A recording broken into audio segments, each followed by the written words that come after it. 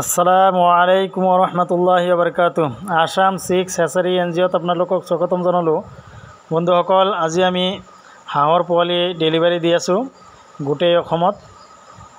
মোটামুটি আপোনাৰ ৫,০০০ মান হাঁহৰ পোৱালি আছিল।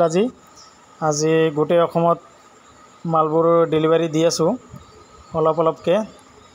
ইয়াত আমাৰ এতিয়া আছে ২৩০০ পিচ।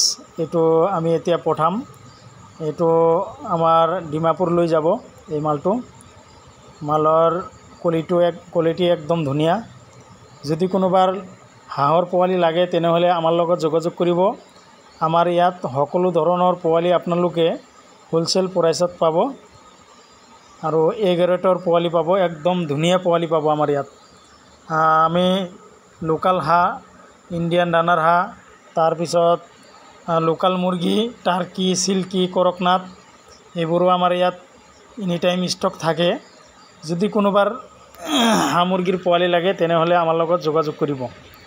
আৰু আমাৰ ইয়াত সকলো ধৰণৰ পোৱালি আপোনালোকে পাব। আৰু যিটো পোৱালি কৈ দিম সেইটো পোৱালি ওলাব। যেনে লোকাল হাঁহেই হ'ব। যদি ৰানাৰ কোৱা হয় ৰানাৰেই হ'ব। তাত কোনো ধৰণৰ মিক্সিং পোৱালি নহ'ব।